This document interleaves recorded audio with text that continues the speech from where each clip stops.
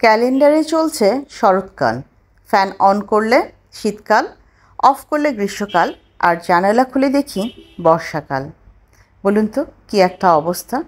তো এই অবস্থাকে সাথে নিয়ে এবং আপনাদের সাথে নিয়ে শুরু করছি আমার আজকের ভ্লগ, যেখানে আপনাদের জন্য আরও একটি নতুন সারপ্রাইজ ওয়েট করছে।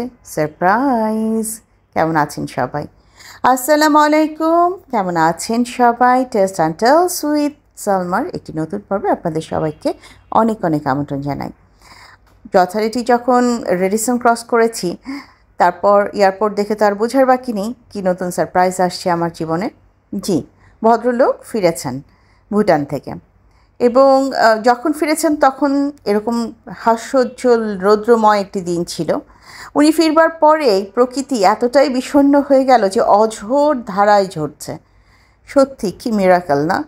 এই গরমে আমি মনে প্রাণে চাচ্ছিলাম তিনি একটু গরম উপভোগ করুক। সেখানে তিনি আসার পর গরমটা খানিকটা কমে গিয়ে বৃষ্টির জ্বালাতনে আমরা সবাই অতিষ্ঠ। আর আজ যখন আমি আপনাদের সাথে ভয়েসটা দিচ্ছি, তখন তো বাইরে হুলুস্থুল বৃষ্টি, থামাথামির নামগন্ধ নেই। 2-4 বার বাসার বাইরে গিয়েছি মেয়েদের স্কুল এবং কোচিংয়ে। তখন দেখলাম যে যতবার যাচ্ছি ততবার এসে আমাকে কাপড় চেঞ্জ করতে হচ্ছে, ভিজে টুপটুপো হয়ে যাচ্ছি। যাক সে কথা, এলিভেটেড এক্সপ্রেস ধরে বাসার দিকে ফিরছিলাম। আকাশের দিকে তাকিয়ে মনে হলো কত কাছাকাছি আছি আকাশের, তাই না? ভদ্রলোককে বললাম, তোমাকে তো তোমার নতুন সংসারে স্বাগতম জানানো উচিত, কারণ বাংলাদেশের এই নতুন সংসারে তুমি প্রথমবার আসছো। ওখানে বসে বসে ভিডিও কলে তুমি তোমার সংসার গোছানো দেখেছো, বাট আজ তো তুমি নিজের চোখে সংসার দেখবে। এবং ভদ্রলোক আমাদেরকে খুব সুন্দর মতন জানিয়ে দিল এবং বুঝিয়ে দিল তিনি অল্প দিনের মেহমান, তিনি এই বাসায় মেহমানের মতনই থাকবেন। তাকে যেন আমরা কোনো কাজের মধ্যে ডাকাডাকি না করি, তাকে যেন কোনো প্যারা না দেই, তার জীবনকে যেন প্যারাময় করে না তুলি। কিন্তু আমি সালমা তার জীবন প্যারাময় করব না তা কী করে হয়? তিনি আসবেন সেই উপলক্ষে একটা ফেসবুক পেজ থেকে এই প্যারা সন্দেশ, প্যারা মিষ্টি এগুলো অর্ডার করেছিলাম, কারণ আমি জানি তিনি মিষ্টি খেতে অনেক পছন্দ করেন। মাশাআল্লাহ, মিষ্টিগুলো সত্যি খুব ভালো ছিল। আমি এখানে 2 বক্স মিষ্টি অর্ডার করেছি, একটা আমাদের জন্য আর একটা গিফট যাবে সেই জন্য। তো তার জীবনকে আমি কাজ দিয়ে প্যারাময় না করলেও মিষ্টি দিয়ে যে মধুময় করে দিয়েছি, এ ব্যাপারে তো আপনাদের কারো কোনো সন্দেহ নেই। আলহামদুলিল্লাহ, তিনি সুস্থভাবে এসে পৌঁছেছেন। সংসারে মনোযোগ দেওয়ার বিন্দুমাত্র চেষ্টা করছেন না, কোনো দায়িত্বে কাঁধে নেওয়ারও চেষ্টা করছেন না, মেহমানের মতনই আছেন। ছোটোবেলায় জাগির বলে একটা শব্দের সাথে আমি পরিচিত হয়েছিলাম আমার নানা বাড়িতে। সেখানে একজন টিচার ছিলেন যাকে জাগির টিচার বলা হতো। মিনিংটা তখন বুঝতাম না, এখন ভালো করে বুঝছি যে জাগির হাজব্যান্ড কাকে বলে। তো যাই হোক, যারা টাঙ্গাইলের দিকে থাকেন তারা এই কথাটার মানে বুঝবেন। সকালের নাস্তা কিছুটা আমার নিজের করা, কিছুটা বাইরে থেকে আনা। এখানে এনেছি একটু চিকেন চাপ, আমার হাতের গরুর মাংস রান্না করা ছিল আগেই, ওটুকুই ছিল, তো ভাবলাম ওটাই দিয়ে দিই। পরোটা এনেছি বাইরে থেকে এবং নান রুটিটাও বাইরে থেকে, এগুলো সব নিয়ে এসেছি। এই পেঁপেটা আমার আম্মার বাগানের পেঁপে, আম্মা 2টো পেঁপে দিয়েছে, এখন একটা আর একটা পরে খাওয়া হবে। আর এই মালটাগুলো কয়েকদিন আগে কিনেছিলাম। তো এগুলো সব গুছিয়ে সকালের নাস্তাটা করেই আমাকে চটজলদি রান্নায় চলে যেতে হবে। ওদিকে 2 কন্যাকে নিয়ে ভদ্রলোক তার লাগেজ খুলছেন আর মেয়েরা চিৎকার করে উঠছে। বুঝতে পারছি তারা তাদের পছন্দের জিনিসপত্র পাচ্ছে বাবার কাছ থেকে। আর এদিকে আমাকে অবশ্যই রান্না বসিয়ে সব শেষ করতে হবে, কারণ দুপুরবেলা তো মেয়েরা বাবাকে খাবার দিবে না, আমাকেই খাবার দিতে হবে। তাই ওদিকে কর্ণপাত না করে আমি সোজা চলে আসলাম রান্নাঘরে। এসেই আমি খালাকে বলেছিলাম যে তুমি মাছ, গরুর মাংস এগুলো আমাকে গুছিয়ে দাও। তার আবদার ছিল যে আমি যেন তাকে পাতলা ঝোলে একটু মাছের তরকারি খাওয়াই এবং গরুর মাংসটাও যেন পাতলা ঝোলেরই থাকে। তো গত 2 দিন আগে যে মাংসটা আমরা রান্না করেছিলাম ওটা তো সকালে শেষ হয়ে গেল। দুপুরের জন্য আবার এই গরুর মাংসটুকু একটুখানি রান্না করে নিচ্ছি। অল্প একটু মাংসই রান্না করছি আমি এখানে। রান্নার রেসিপি সেভাবে কোনো কিছুই আসলে শেয়ার করছি না। আমার আপুরা আমার থেকে অনেক বেশি ভালো জানেন আলহামদুলিল্লাহ, বরং তাদের কাছ থেকে আমি অনেক কিছু নতুন করে শিখি, অনেক কিছু অ্যাপ্লাই করি আমার রান্নাবাড়িতে। তো এদিকে গরুর মাংসটা চড়িয়ে দিয়ে আমি অন্যদিকে খালাকে বলেছি যে তুমি চট জলদি একটু রুই মাছগুলো ধুয়ে গুছিয়ে দাও। আর উনি আসা উপলক্ষে আমি আগে থেকেই অল্প অল্প করে ছোট মাছ কিনছিলাম, কাটিয়ে রেখেছিলাম। তো ধীরে ধীরে উনি যতদিন থাকবেন চেষ্টা করব ছোট মাছ, তারপর মাছের ঝোল, এই টাইপের জিনিস ওনাকে খাওয়াতে, কারণ এগুলো ভুটানে খুব রেয়ার এবং উনি এগুলো সব সময় পান না। বাসায় ঢুকে যখন নাস্তা করছিল তার কাছে জানতে চাইলাম, কেমন লাগছে তোমার এখানকার সংসার? তোমার তো ওই সংসারও আমি গুছিয়ে দিয়ে এসেছি, এখন এই সংসারটা কেমন লাগছে? কেমন লাগছে এখানকার বাসা, তারপর জিনিসপত্র যেগুলো কিনলাম? তো সে সব কিছু দেখেই বলল, আলহামদুলিল্লাহ, যা কিনেছো, যেভাবে সাজিয়েছো, আমার সব কিছুই পছন্দ হয়েছে। এই কথাটা শুনে আসলেও খানিকটা কিন্তু নিশ্চিন্ত হয়েছি। যত যাই করি না কেন, ঘরের কর্তা ব্যক্তিটি না থাকলে একা একা সংসার গোছানো এত সহজ না। কোনো একটা ডিসিশন নেওয়া অনেক কঠিন একটা ব্যাপার।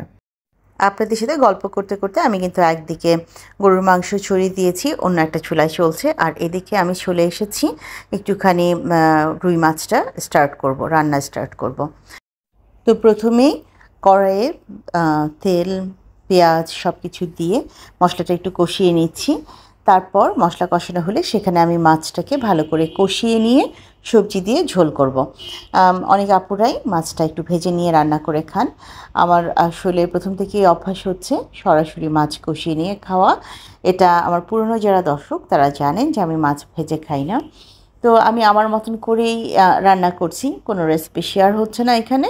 জাস্ট খালি আপনাদের সাথে গল্প করার জন্য আমি রান্নাটা দেখাচ্ছি, সেই সাথে আপনাদের সাথে গল্প করে চলছি। গত পর্বে আমি জানতে চেয়েছিলাম, বলুন তো দ্বিতীয় সারপ্রাইজটা কী হতে পারে? এটার দুজন আপু একদম ঠিকঠাক মতন আমাকে অ্যান্সার দিয়েছে। তার একজন হচ্ছে ব্লগার মম হালিমা, তিনি বলেছে, আপু দ্বিতীয় সারপ্রাইজটা এখনও শুনিনি, তবে আমার মনে হচ্ছে ভাইয়া দেশে ফেরাটাই দ্বিতীয় সারপ্রাইজ হবে। জি আপু, তোমার কথা একদম ঠিক হয়েছে। আরেকজনও একদম ঠিকঠাক মতন এটার অ্যান্সারটা দিয়েছে, আর সে হলো রেহানাস ফ্যামিলি থেকে রেহানা পারভিন। ও লিখেছে, আপু আজকাল সব ভিডিওতেই ঝলক দেখছি, ভিডিও দেখতে গিয়ে মনে হচ্ছে আর একটু বড় হলেই ভালো হতো। মেহমান দেশ থেকে এলে খালাম্মা আসবে, আর ভুটান থেকেই মেহমান আসা উচিত। চিকেনের মতো একদিন আমারও মাছ ভাজাগুলো তান্দুরি ফিশ হয়ে গিয়েছিল আপু। অনেক অনেক ভালোবাসা যেন আমার প্রিয় বোন রেহানা, তোমার অ্যান্সার একদম ঠিক। একদিকে আমার শাশুড়ি আসছেন, অন্যদিকে আমার হাজব্যান্ড এসেছে। এত সুন্দর গেস করেছেন আমি এটা। আমি কিন্তু ওকে রিপ্লাইটাও দিয়েছিলাম ঠিক মতন। তো এই দুজনকে কী দেওয়া উচিত? আমার তরফ থেকে একটা গিফট দেওয়া উচিত, এবং গিফট স্বরূপ কী দেওয়া ভালো হয় বুঝতে পারছি না, কারণ এত সুন্দর করে তারা আমাকে জানিয়েছে যে আমার কি সারপ্রাইজ।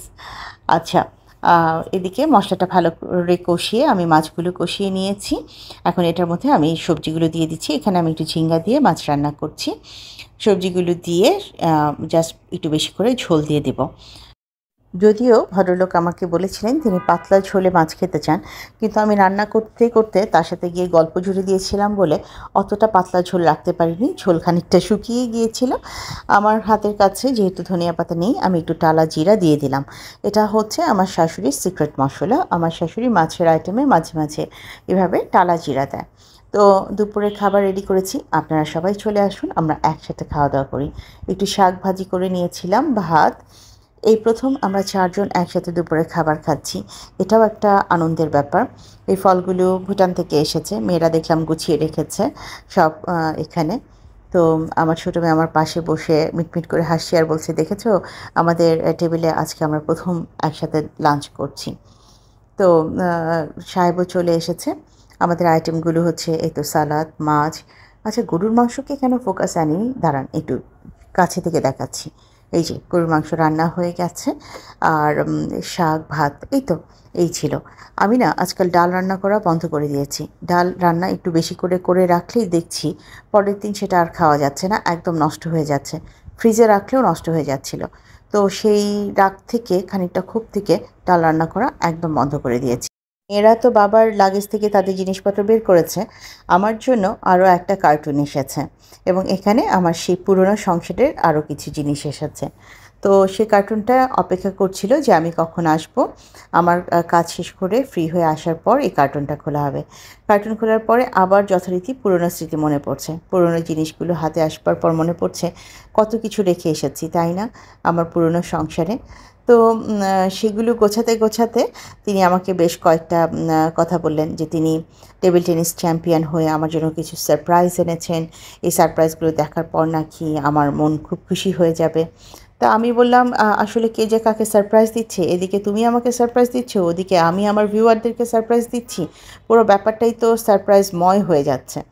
আমি কিছু মশলা ফেলে চলে এসেছিলাম, তিনি দেখলাম সেগুলো যত্ন করে নিয়ে এসেছেন। আমার বর যে এত লক্ষ্মী হয়ে যাবে এতটা আশা করিনি। কিন্তু খুব বেশি সুনামও করা ঠিক হবে না, ভিডিও দেখলে পরে আবার তার তেল বেড়ে যাবে। আমার একটা স্পেশাল রেকমেন্ডেশন ছিল যে আমার ভুটানের চা খাওয়ার সেই নীল মগটা আমার চাই। আমি মগটা ভুলে ওখানে রেখে চলে এসেছিলাম। তো এবার দেখলাম সে বেশ যত্ন করে সে মগটা নিয়ে এসেছে। আর হাঁড়ি পাতিল কী দেখাবো, আমার প্রেশার কুকার এসেছে। এটা আমার জন্য অনেক বড় একটা বিষয়, কারণ আমি বুঝতে পারিনি যে আমি প্রেশার কুকারটা নিয়ে আসতে পারবো। আর এই গিফটটাই নাকি তিনি পেয়েছেন টেবিল টেনিস খেলে। তো লম্বা সময় তো আপনাদের সাথে বকবক করছি, জিনিসপত্র দেখাচ্ছি, নিশ্চয়ই আপনারা বোর হয়ে যাচ্ছেন। আপনাদেরকে আর বিন্দুমাত্র ডিস্টার্ব করতে চাচ্ছি না, খালি ভদ্রলোকের দুটো সারপ্রাইজ আপনাদের সাথে একটু দেখিয়ে দিই। এখানে তিনি রানার্স আপ হয়ে এই বোলটা গিফট পেয়েছিলেন, সেটা তিনি আমার জন্য এনেছেন। বললেন এখানে তুমি তোমার হাতের রসমালাই বানিয়ে আমাকে খাওয়াতে পারো। তো আমি মনে মনে হাসলাম আর ভাবলাম রসমালাইয়ের রেসিপি আমার মনে থাকলে তো। আর আরেক দিকে চ্যাম্পিয়ন হয়ে ওই যে প্রথমেই যে ফ্লাস্কটা সেটটা দেখালেন, আপনাদের সাথে শেয়ার করলাম, সেই সেটটা উনি পেয়েছেন। তো আমি বললাম বাহ, ভালোই তো, একবার চা খাবো, আরেকবার বাটিতে করে আমরা রসমালাই খাবো। তো দুটো পেলে ভালো হতো। বললো যে ইনশাল্লাহ এর পরের বার যদি আবার রানার আপ হই আরেকটা বাটি নিয়ে আসবো। যার যার স্বপ্ন তার তার কাছেই থাকুক, আমার কাজ আমাকে করে শেষ করতে হবে। এখন এগুলো গোছাতে হবে। আমার প্রিয় মগ আমার কাছে চলে এসেছে। আবারও এই মগে 1 কাপ ধোয়া ওঠা চা নিয়ে নিশ্চয়ই বাংলাদেশের বারান্দা থেকে আপনাদের সাথে গল্প করব আমি। তো আজ এই পর্যায়ে থেকে তাহলে বিদায় চাইছি। আমার নতুন বন্ধু, পুরনো বন্ধু, যে যেখান থেকে আমাকে দেখছেন, ভিডিওর কোনো একটি অংশ যদি আপনাদের ভালো লেগে যায়, কাইন্ডলি লাইক, কমেন্ট, শেয়ার এবং সাবস্ক্রাইব করে আমাকে এগিয়ে যেতে সাহায্য করবেন। যারা প্রথমবারের মতো আমাকে দেখছেন, যদি ভিডিওটি কোনো জায়গায় ভালো লাগে, আমার বন্ধু হয়ে আমার পাশে থেকে যেতে পারেন। বাংলাদেশে ডেঙ্গুর প্রবণতা বেড়েছে। অবশ্যই বাসার বৃদ্ধ এবং শিশুদেরকে খেয়াল রাখবেন, নিজেরা সাবধানে থাকবেন। আমার মেয়েরা তাদের লিপটন আইস টি পেয়ে যার পর নাই খুশি। তারা তো পারলে সেটার অ্যাড জুড়ে দেয়, এত খুশি। বলছে তুমিও একটা খেয়ে দেখো, কতদিন খাও না। আর আমার বর যে চ্যাম্পিয়ন হয়ে যেটা পেয়েছেন সেটা আরও একবার আপনাদের কাছে তুলে ধরছি। এই হচ্ছে সেই ফ্লাস্ক এবং 3টা মুখ। এইখানে আমরা চা খেতে পারি। যদি আমরা বাইরে কোথাও বেড়াতে যাই, এটা ভর্তি করে চা নিয়ে যেয়ে চা খেতে পারবো। তো তাহলে এখান থেকে আজকের মতো বিদায় নিচ্ছি। দেখা হবে নতুন একটি পর্বে। সে পর্যন্ত সবাই অনেক বেশি ভালো থাকবেন। আল্লাহ হাফেজ এবং আসসালামু আলাইকুম।